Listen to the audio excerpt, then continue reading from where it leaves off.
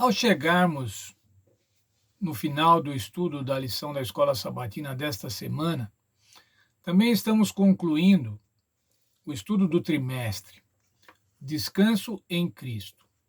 Descanso em Cristo foi o tema. Por que do descanso? Porque nós vivemos, irmãos, num mundo absolutamente agitado, um mundo inquieto, um mundo turbulento, um mundo com problemas.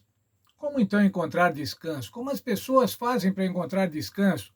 Para encontrar calma, tranquilidade?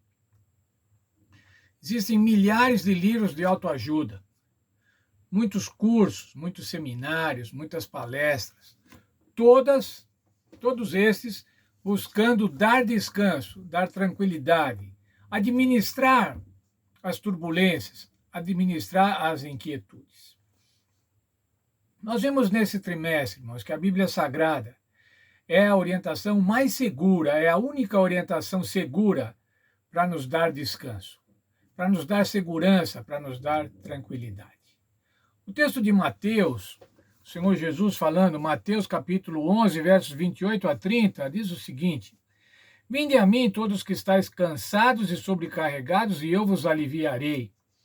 Tomai sobre vós o meu jugo, aprendei de mim, porque sou manso e humilde de coração, e encontrareis descanso para as vossas almas.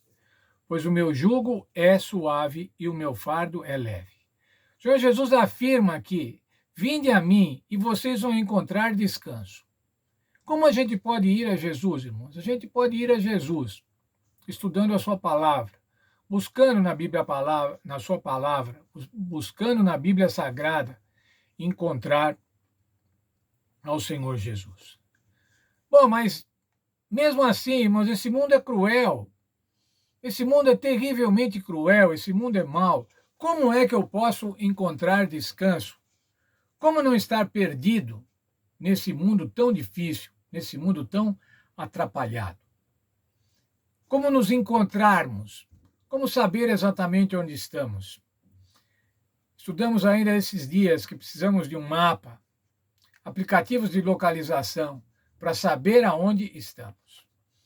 A Bíblia Sagrada, irmãos, é um aplicativo. A Bíblia Sagrada é o maior aplicativo para nos mostrar onde estamos. A orientação profética. A orientação profética não para adivinharmos quando é que as coisas vão acontecer, quando é que Jesus vai voltar, mas a orientação profética para nos mostrar aonde estamos. Para quando enfrentarmos determinada situação, olhamos para as profecias e falamos assim, olha, nós estamos aqui. A profecia diz que isso ia acontecer e está acontecendo. A orientação profética especial foi dada no livro do Apocalipse, a revelação. Foi dada a João quando ele se encontrava exilado na ilha de Patmos. E lá então, irmãos, o Senhor Deus deu a João uma visão da história do mundo, da história da igreja cristã. Apocalipse 1:30, 1:13, aliás, e Apocalipse 1:20, ambos falam de Cristo no meio do meio dos candeeiros. E os candeeiros são as 7 igrejas. 7 igrejas, irmãos, a totalidade da igreja, a totalidade da história da igreja. Isso para consolar João naquela época difícil, onde ele se encontrava exilado e a grande perseguição romana à igreja cristã estava começando. Mas veja, irmãos, ainda no Apocalipse, capítulo 21, os versos 1 e 2, o que encontramos. Então vi um novo céu e uma nova terra, pois o primeiro céu e a primeira terra passaram, e o mar já não existe. Vi também a cidade santa, a nova Jerusalém, que de Deus descia do céu, como uma noiva ataviada para o seu noivo. João viu o que se espera para os crentes. A nova terra, irmãos, a nova Jerusalém, que vai vir para essa terra para nós habitarmos. Nessas semanas estudamos sobre os sinais, as situações que demonstrariam a proximidade da volta de Jesus. Mas essas situações, esses sinais, esses eventos, não foram dados para que se determinasse a data da volta de Jesus, mas para nos deixar prontos, para nos deixar espertos, perseverantes, persistentes. E milhares e milhares e milhões de cristãos morreram esperando a volta do Senhor Jesus Cristo. Estavam prontos para quando o Senhor Jesus Cristo vier. O que é que nós devemos fazer enquanto esperamos, irmãos? Devemos pregar o Evangelho. Lembram-se, um dos sinais mais importantes indicativos da volta do Senhor Jesus é a pregação mundial do Evangelho. E devemos pregar uma mensagem para hoje, uma mensagem para nossos dias. A mensagem das 3 mensagens angélicas de Apocalipse 14. O juízo efetuado por um Deus criador dos céus e da terra. A queda da Babilônia mística, da Babilônia eclesiástica, que é o conjunto de todas as vertentes religiosas contrárias ao plano de Deus, contrárias à verdadeira religião.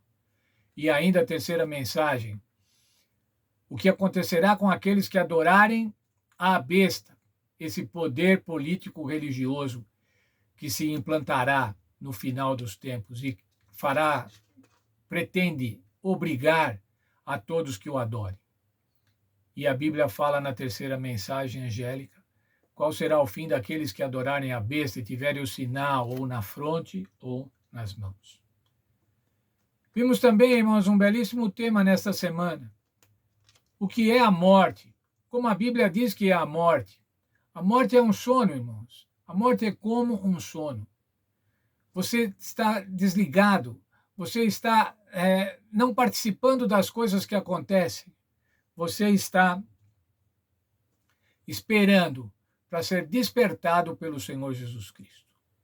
A Bíblia diz que os mortos não têm parte nas coisas que acontecem aqui nessa terra. Portanto, é um descanso tranquilo. Por causa disso, irmãos, nós devemos ser alegres. E a nossa lição dizia isso nesta semana. Sejam alegres. Filipenses 4:4. Estejam sempre cheios de alegria no Senhor. E Hebreus 4:3, a primeira parte diz assim: ora, nós os que temos crido, entramos no descanso. Os crentes no Senhor Jesus Cristo, irmãos, entram num descanso agora, porque têm tranquilidade com relação ao futuro, porque sabem em que local eles estão na história, em que tempo eles estão no decorrer da história. Mas mais ainda, irmãos, nós entramos no descanso futuro, no descanso eterno. Porque se não morrermos e Jesus chegar, irmãos, Jesus voltar, nós vamos entrar desse nosso descanso aqui na terra, nós vamos continuar o descanso eterno. Mas se nós morrermos, irmãos, se nós morrermos antes de Jesus voltar, como milhões de crentes já morreram, nós vamos ser despertados, e aí, irmãos, o nosso descanso, aquele descanso que tínhamos aqui, que foi interrompido pela morte, ele vai se iniciar como se fosse imediatamente um descanso eterno, um descanso final. O supremo descanso. O verso hora da nossa lição, irmãos, diz como vai ser este descanso. O que vai acontecer nesse descanso. E esse é um dos versos mais lindos da Bíblia, irmãos. 1 Coríntios 2:9.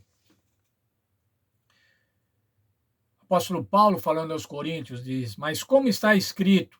Como está escrito o quê, irmãos? Estava escrito lá em Isaías 64, verso 4. O apóstolo Paulo estava se reportando a esse texto do Velho Testamento.